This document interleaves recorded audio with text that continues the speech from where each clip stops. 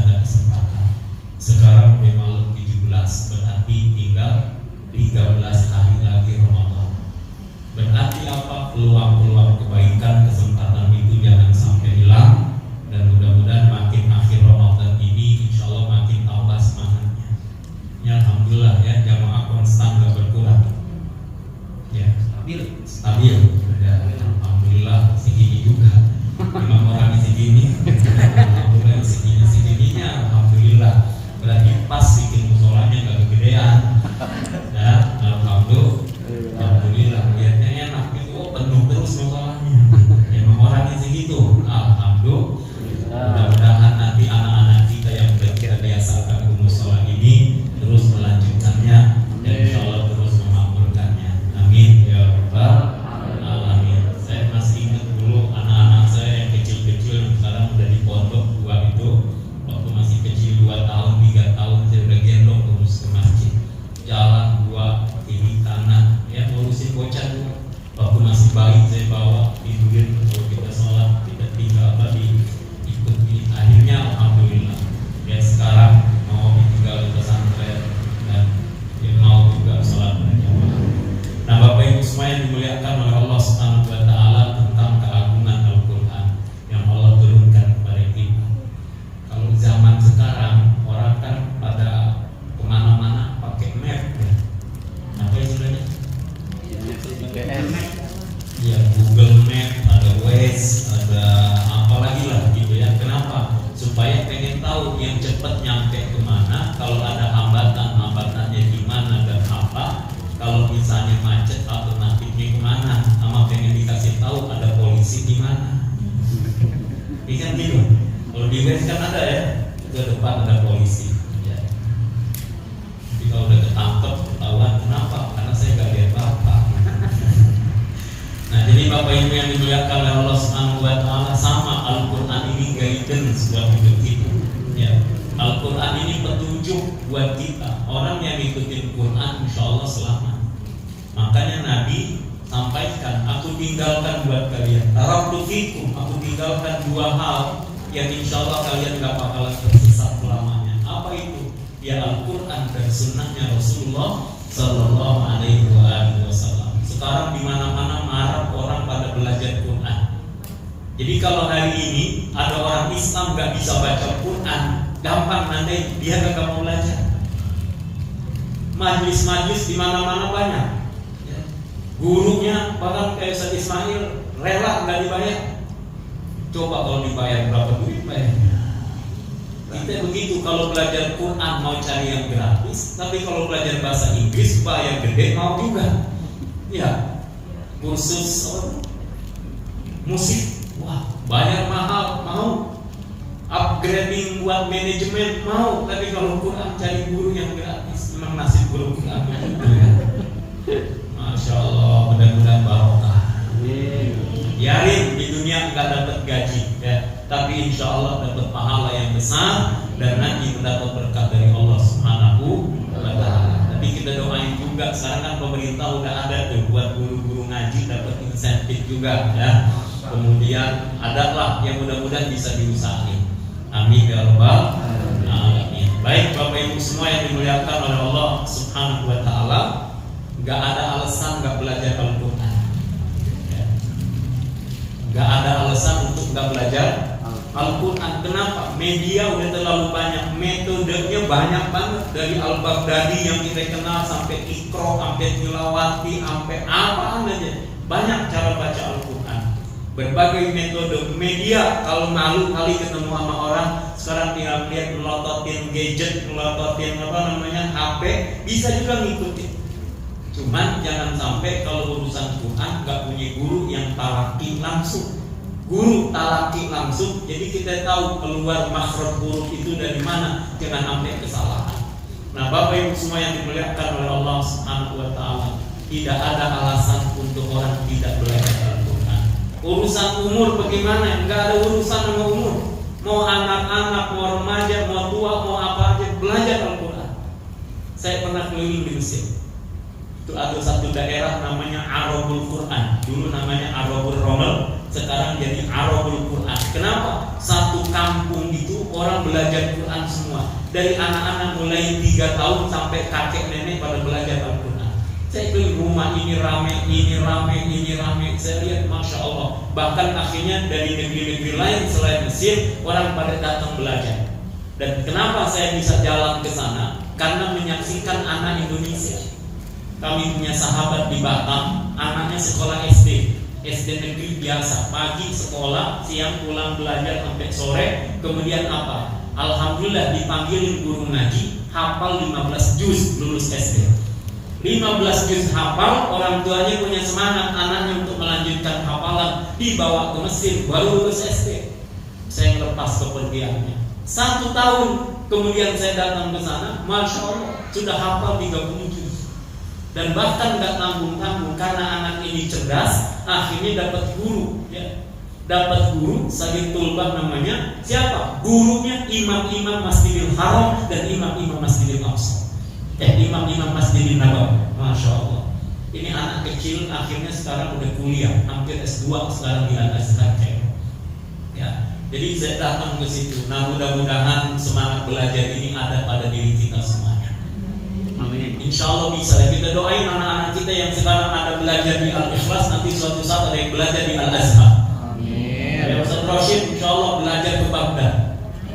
Dulu saya juga sama, sebenarnya dapat beasiswa saya ke Baghdad, cuma lagi perang. Beliau udah duluan, kawan saya ngabarin dari sana ketemu keluar aja susah, ya kaget jadi. Dan dapat kesempatan mau ke Saudi waktu itu juga nunggu kabar belum berangkat. Akhirnya apa? Ke Al-Azhar saya belajar nggak lulus tesnya. Sekarang orang Al-Azharnya yang ngajarin saya datang ke Depok di sini. Nah, Bapak Ibu semua yang dimuliakan oleh Allah Subhanahu wa taala, jadi bisa gitu. Belum lama saya juga ini mewisuda nenek-nenek pada belajar Al-Qur'an. Dan ini belajarnya lewat apa? Online. Ya, saya mewisuda melalui Zoom. Pesertanya dari mana? Kalimantan, Aceh, Sumatera, Pulau Jawa, dari mana-mana. Mereka mendaftar, ngapain? Ngapal Quran. Bayangin kakek-kakek, nenek-nenek pada ngapal Quran. Ada di sini yang begitu pada apa? Hah? Belum ya? Insya Allah mudah-mudahan ada program Ustaz Ismail ngapal Quran di Musola Al-Ikhlas. Insya Allah. Kenapa semangatnya mereka ngapal Quran? Kan kalau udah ada rada-rada banyak urusan ngapal begitu. Ketemu depan belakang hilang. Hafal belakangnya depannya kagak ketemu. Pagi hafal sore cuma saya sebenarnya bukan fungsinya mau enggak ya gitu. Tapi kenapa mereka masih semangat? Ketika ditanya kenapa? Gak apa-apa. Al-Quran itu targetnya bukan bisa baca. Al-Quran itu targetnya bukan sekedar hafal 30 juz, tapi targetnya adalah hidup bersama Al-Quran, mati lagi belajar Quran, mati lagi ngapal Quran. Gak apa-apa. Maksudnya apa? Ya belum sempurna hafalannya, kadang-kadang belum tercapai apa yang diharapkan, keburu meninggal, nggak apa-apa. Tercatat di sisi Allah sedang belajar Al-Quran, sedang menghafal Al-Quran. Jangan sampai nggak peduli dan nggak ada kemauan akrab-akrab dengan Al-Quran. Bapak Ibu semua yang dimuliakan oleh Allah Subhanahu wa Ta'ala, mudah-mudahan kita menjadi sahabat-sahabat Al-Quran. Kemudian Allah turunkan Al-Quran apa? Al-Quran ini isinya ada sejarah masa lalu. Al-Quran ada isyarat-isyarat ilmiah. Dalam Al-Quran bicara tentang masa depan. Dan apa yang disebut Al-Quran pasti nggak ada hoax, nggak ada berita palsu, pasti benar. Contoh, saya contohkan satu firman Allah dalam Al-Quran surah Yunus ayat 92 tentang jasadnya Fir'aun diselamatkan oleh Allah. Allah berfirman, "Fal yauma nunajjika bi badanika litakuna liman khalfaka ayat." Hari ini kata Allah, "Fal yaum nunajjika bi badanika." Badanmu kami selamatkan. Litakuna liman khalfaka ayat, supaya menjadi pelajaran buat orang-orang setelahmu. Kenapa? Ini ceritanya kan jauh sebelum Nabi Muhammad. Pada masa Nabi Musa alaihissalam ada pembesar kerajaan yang namanya Fir'aun, yang dikenal dengan Ramses II. Ya, lupa soalnya apa yang ngajarin saya. Mana sorry? Dari itu IPS belum ada dan sejarah juga. Tuh Ramses II. Ini yang ngejar-ngejar Fir'aun, yang ngejar-ngejar Nabi Musa alaihissalam, dikejar ke lautan. Nabi Musa maju berhadapan dengan Fir'aun, bala tentara rasanya nggak imbang, mundur lautan nggak mungkin. Lalu dengan itu Allah selamatkan, disuruh perintahkan diketok tongkatnya, akhirnya apa? Laut terbelah, Nabi Musa dan orang beriman masuk, mereka selamat, Fir'aun ngejar, tenggelam di tengah laut. Kemudian apa yang terjadi? Allah berfirman, "Fal yauma nunajjika," walaupun ditenggelamkan, jasadnya masih utuh. Kenapa? Tidak dimakan ikan, tidak dimakan oleh makhluk-makhluk yang ada di laut, kemudian juga nggak hancur. Air laut itu kan keras, ya, kandungan garamnya tinggi. Kecuali kalau Bapak Ibu jalan misalnya ke Jordania, itu ada namanya, orang suka nyebut apa? Bahrul Mayit, ya. Dead Sea, ya, laut mati. Kenapa? Kalau Bapak Ibu ke sono, insya Allah ngambang, berenang, walaupun nggak bisa berenang, nggak bakalan tenggelam. Saya udah pernah buktiin ke sono, ke Jordan. Saya diajak ke lautan, kemudian coba berenang. Kan saya nggak bisa berenang. Alhamdulillah nggak kelelep. Kelelep apa ya? Nggak tenggelam, gitu ya. Nggak masuk. Kenapa? Memang kandungan garamnya tinggi. Ya. Tapi lihat orang kalau contoh, kan suka banyak cerita orang kena hanyut di Pelabuhan Ratu di mana, tubuh pasti segera membengkak gitu kan, karena kandungan garam yang tinggi. Nah, ikhlas semua yang dimuliakan oleh Allah, Fir'aun diselamatkan oleh Allah. Jadi dalam bahasa Al-Quran, Fir'aun diselamatkan, jasadnya nggak rusak. Itu kan kejadiannya lama sebelum Nabi Muhammad SAW. Pada masa Nabi Musa alaihissalam. Berapa masa Nabi sampai Nabi Muhammad SAW. Kemudian apa yang terjadi? Secara ilmiah dibuktikan. Baru pada tahun 1975, saya belum lahir, saya lahir 3 tahun setelahnya, baru dibuktikan salah seorang ilmuwan dari Prancis namanya Dr. Maurice Bucaille. Beliau meneliti, ya, diundang ke Mesir, meneliti tentang Fir'aun. Kemudian kok ada satu jasad Fir'aun yang menarik. Fir'aunnya banyak, pembesar-pembesar kerajaan itu banyak, artinya dari masa ke masa. Kemudian kok ada satu yang jasadnya berbeda dengan yang lain. Apa yang terjadi? Akhirnya dia meneliti dengan kemampuan keilmuannya. Ini ternyata jasadnya tidak rusak itu karena di dalamnya didapati kandungan garam. Diteliti, ujung-ujungnya nyampe, oh ini Ramses II, Fir'aun yang pernah ditenggelamkan oleh Allah ketika mengejar Nabi Musa alaihissalam dan orang-orang beriman. Berarti kesimpulan dia, Al-Quran itu benar. Al-Quran menyatakan tentang Allah selamatkan jasadnya Fir'aun. Secara ilmiah bisa dibuktikan, jasadnya ditemukan dan diyakini berdasarkan ilmu pengetahuan bahwa jasad Fir'aun itu adalah benar. Maka ilmu pengetahuan membuktikan bahwa Al-Quran itu pasti benar. Jadi kalau hari ini kita baca Quran, diteliti dari segi apapun, nggak ada salahnya, nggak ada cacatnya. Al-Quran itu pasti benar, dan apa yang difirmankan oleh Allah pasti benar. Maka buat kita hari ini, mari belajar Al-Quran bukan sekedar membaca. Mudah-mudahan kita benar-benar berusaha memahami, kemudian kita bawa dalam kehidupan kita. Ikhlas semua yang dimuliakan oleh Allah Subhanahu wa Ta'ala. Satu cerita lagi, tapi bukan tentang keajaiban Al-Quran. Gini, kita kan kalau lagi ngobrol ngatain orang, sering nyebut kata-kata bahlul. Bahlul apa bahlul? Ya? Oh bahlul ya. Kita kalau ngomong ngatain orang bahlul maksudnya apa itu? Waduh. Agak gini kan? Nah, bahlul ente kan gitu ya. Saya mau kasih tahu. Bahlul itu nama orang. Makanya jangan kita bawa, jadi jangan salah kaprah. Bahlul itu nama orang. Siapa dia? Sufi besar yang hidup di zaman abad 5 Hijriah pada masa pemerintahan Harun al-Rashid. Kalau kita baca ada satu kitab namanya Uqala al-Majanin, ya. Uqala itu kebijaksanaan, al-Majanin orang-orang yang dianggap gila. itu ada nanti ditemukan namanya bahlul. Bahlul ini ya kayak orang dianggap gila memang. Salah satu petikan ceritanya adalah Bahlul lagi duduk-duduk dekat kuburan. Harun al-Rashid sang khalifah lewat naik kuda. Kemudian ngelihat Bahlul lagi jagain kuburan, khalifah bilang, "Assalamualaikum. Bahlul, ente kapan sadar? Ngapain nungguin kuburan?" Bahlul akhirnya jalan, dia naik pohon. Naik pohon, dia jawab salamnya khalifah, dan dia nggak pakai sebut khalifah, nggak dipanggil tuan, nggak dipanggil bapak. Khalifah dia panggil namanya doang. Harun, ente kapan sadar? Ngapain ente jagain istana? Kira-kira kalau ada khalifah di bibir marah apa kagak? Kita Pak RT aja nggak berani nyebut namanya langsung. Dan alhamdulillah tadi Pak RT saya ketemu anak beliau, Nurma, ya, dengan suaminya Madinah. Alhamdulillah tadi saya diundang isi kuliah subuh di Kebagusan. Mudah-mudahan kita doakan dakwahnya terus lancar, barokah. Saya tanya di sana gimana kegiatan, masjidnya cakep banget. Suatu saat kan boleh juga kita ke sana, Pak RT ya. Dan masjidnya gede banget, masjidnya cakep banget. Mudah-mudahan musola kita juga secakep itu.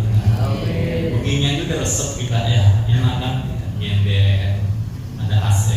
Ini mulai mata dulu sayur-sayur. Mahal kan kelihatan. Memang enak begitu. Ini kalau itikaf cakep juga nih. Besok malam 10 akhir Ramadan itikaf. Itu. Pindah tempat tidur di sini. Ya paling enggak kalaupun pindah tempat tidur kan baca bismillah Allahumma ya gitu ya. Ada baiknya juga hidupkan kalau bisa malam-malam akhir Ramadan, walaupun sebagian ada yang pulang kampung, ya udah ini ramein, ibu-ibu bisa di atas tiduran itu, atau kalau enggak dibikin satirnya dibuka sehingga akhirnya bisa istirahat di sini. Enggak apa-apa kalaupun ini iktikaf di sini, insya Allah. Sampai mana cerita saya tadi? Bahlul. Sampai Bahlul. Kemudian apa Bapak Ibu yang dimuliakan oleh Allah Subhanahu wa taala? Udah nih, rupanya khalifah marah nih, dibilang begitu. Khalifah ngomong lagi, Bahlul, yang gila ente apaan nih? Ente kan jagain kuburan. Kata Bahlul, ente yang gila. Kenapa? Ngapain bangun istana gede-gede, megah-megah, Anda bangga-banggakan, Anda jagain, suatu saat Anda tinggalin itu istana, nanti juga Anda bakalan masuk kuburan. Nah saya dari sekarang nungguin kuburan, saya mempersiapkan kuburan buat saya dan masa depan saya. Allahu Akbar. Mendengar itu, khalifah rupanya mulai terharu, menangis, berlinang air matanya, jenggotnya sampai basah. Akhirnya dia tersadarkan, betul, orang kalau sibuk amat dunia, mati-matian, kadang-kadang belum dapat dunia, udah mati beneran. Jadi kalau cuma dunia aja, lupa menyiapkan akhirat, rugi nanti. Waktu ini kan pendek betul. Kemarin baru ngomongin awal Ramadan, sekarang udah 17 ya. Sekarang nih malam ini kita ngomong 17, tahu-tahu udah lebaran, baru lebaran puasa lagi. Begitu, duit cepet banget lagi habis. Nah, kita doain dah semua yang datang malam ini, insya Allah sehat jasmaninya, sehat rohaninya, sehat juga kantong-kantongnya. Ini ya Rabbal alamin. Lebaran mah jangan dipikirin, dodol jangan dipikirin, baju baru jangan dipikirin, beli. Saya alhamdulillah nggak mikir, biarin orang-orang aja yang mikir, maksudnya yang lebih asik.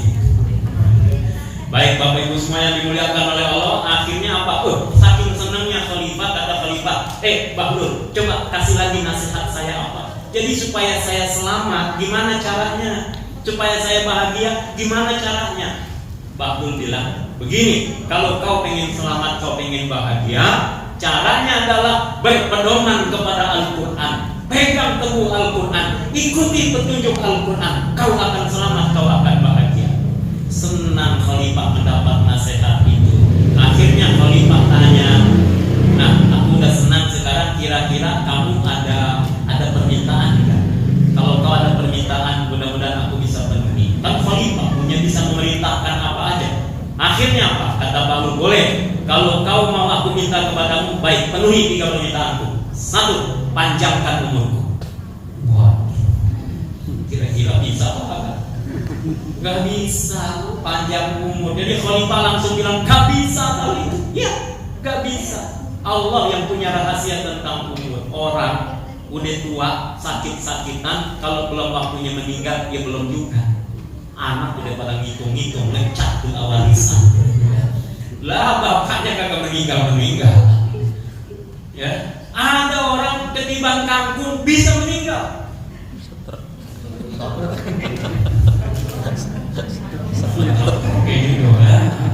Lah meninggal mah orang belum lahir aja bisa meninggal, ya enggak? Baru lahir bisa meninggal, kapan aja bisa meninggal. Bapak Ibu yang dimuliakan oleh Allah Subhanahu wa taala.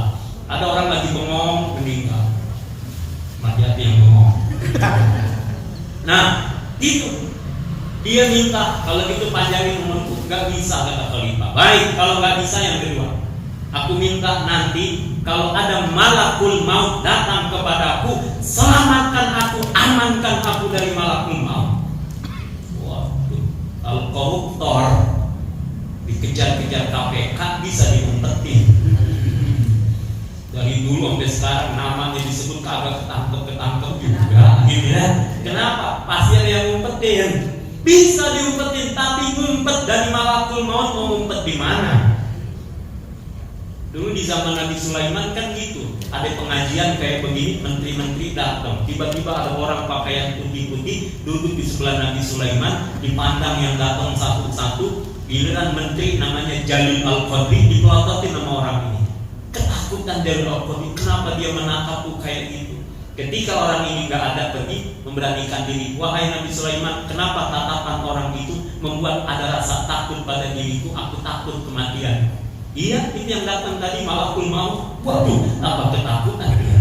Kau kan punya kemampuan bisa menerbangkan dengan angin. Tolonglah minta angin supaya menerbangkan aku, supaya aku pergi ke negeri yang jauh. Itu kan pagi-pagi itu benar. Dalam cerita dalam buku Malam Pertama di Alam Kubur itu diceritakan. Akhirnya Jalil Al-Qadri diterbangkan angin sampailah siang hari tempatnya di India.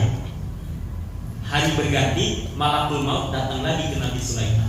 Kata Nabi Sulaiman, kenapa kau datang lagi? Kemarin menteriku ketakutan sampai minta diterbangkan ke negeri yang jauh.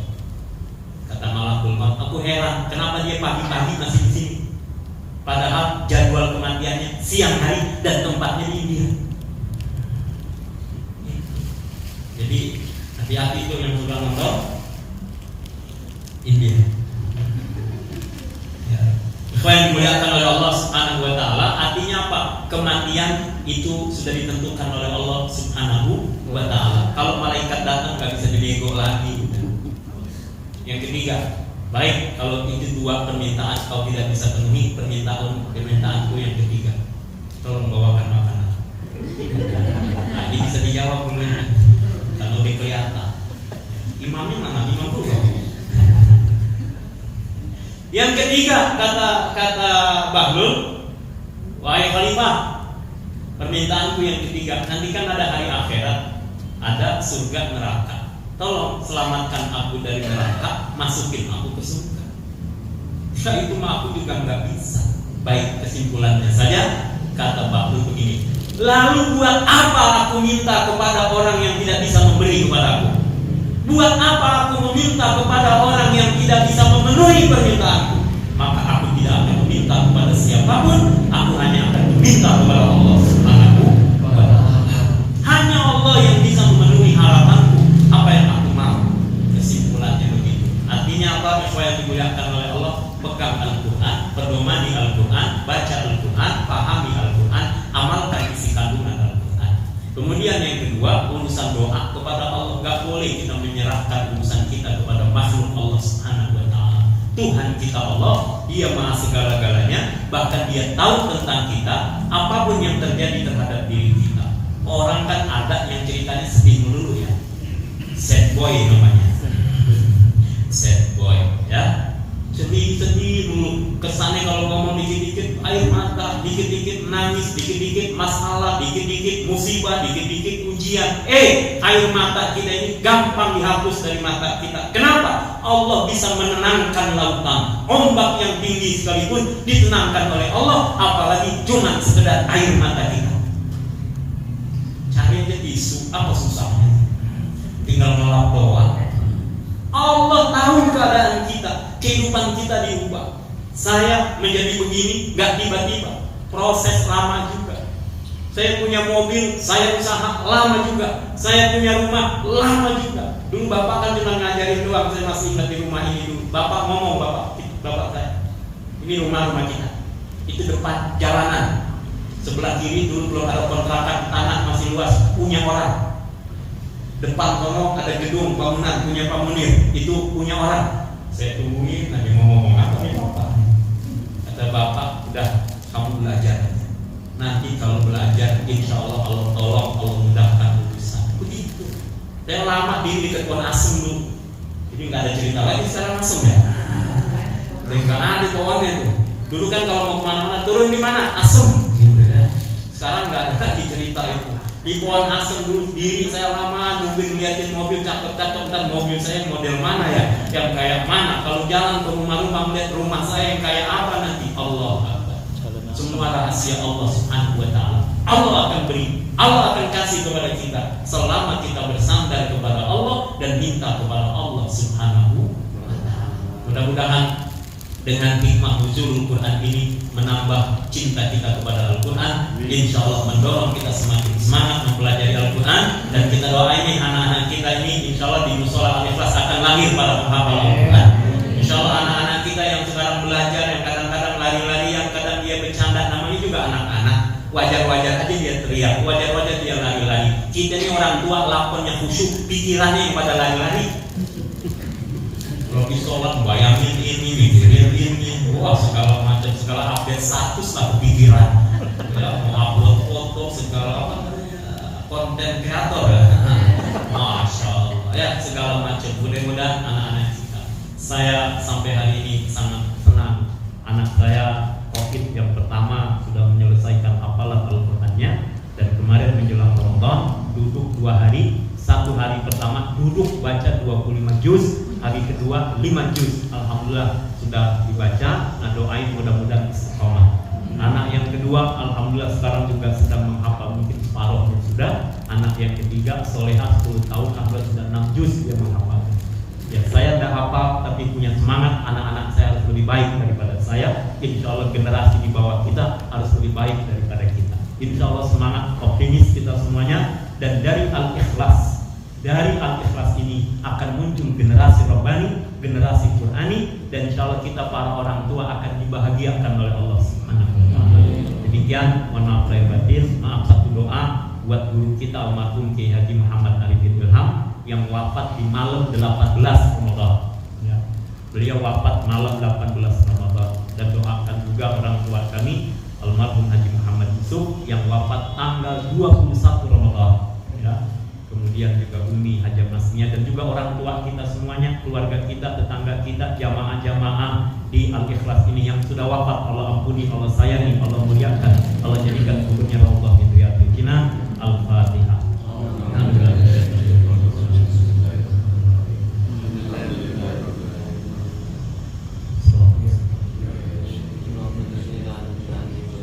Amin, amin ya mujibas salim. Assalamualaikum warahmatullahi wabarakatuh.